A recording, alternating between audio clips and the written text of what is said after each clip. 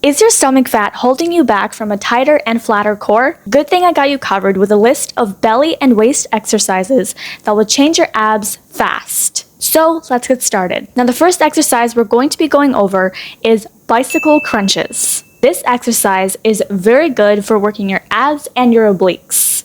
The main motion that this goes through is a twisting motion, which puts more emphasis on the obliques while adding an isometric contraction to the abs, which is why it's so good as a 2-in-1 if you want to work both abs and the obliques. Also, another interesting thing is that when we're working the obliques, both internal and external obliques are both being worked. So if you're looking to work more deeper ab muscles, you're able to work both internal and external obliques because both internal and external obliques go through similar motions and have similar functions in the core. Just like with glute muscles, leg muscles, arm muscles, and every other muscle in the body, some muscles play a similar role in working with other muscles to perform a similar movement. And so the abs are no different. When you work with the obliques, both internal and external obliques are responsible for lateral flexion and twisting through the core. If you really think about it, this exercise allows you to work with deeper muscle groups and surface muscle groups so that we're not getting any imbalances and we're keeping the overall trunk strong.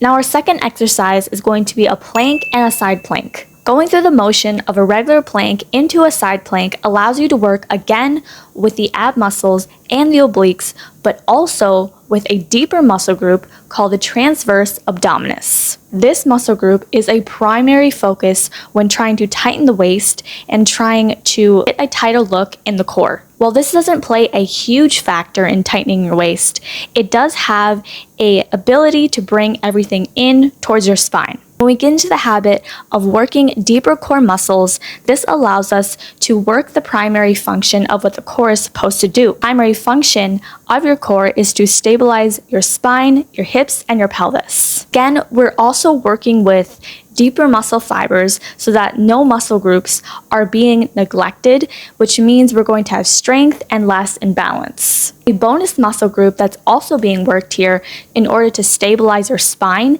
is the spinal muscles. These spinal muscles are deeper muscle fibers in the back that play a huge role in trying to stabilize you during core movements like this. That means you're also putting more emphasis on this muscle. Now, the average amount that you might notice when trying to work with exercises like this is you might get more tightening through the waist of about 1/2 inch to 1 inch. This is not body fat, rather it's just that corset muscle working around your spine. There's no need to use any waist trainers or corsets because you naturally have a corset built into your trunk. And doing this exercise allows you to work that deep core muscle that has a similar function just like a corset or waist trainer. Our final exercise is going to be a reverse crunch. We finally worked all other muscles like the upper abs, the obliques, and the deep core, but the last muscle group that we need to be working is the lower abs. When we do a reverse crunch, we're putting more emphasis on the lower ab muscles. This allows the lower ab muscles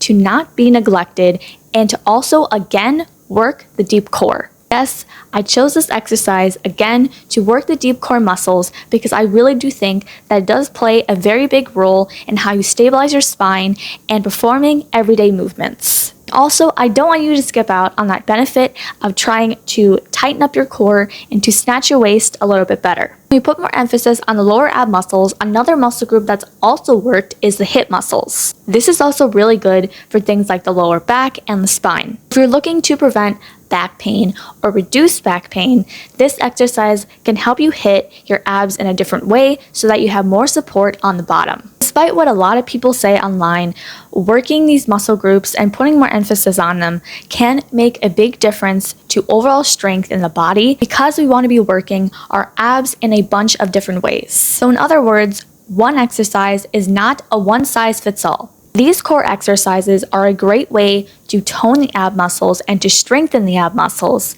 but the last thing that we need to focus on is the fat loss part. So I challenge you to do a 1-hour walk to get more fat loss and to get more snatching in the waist and see the most visible results. This is the biggest part of the routine because again, we're trying to lose belly fat.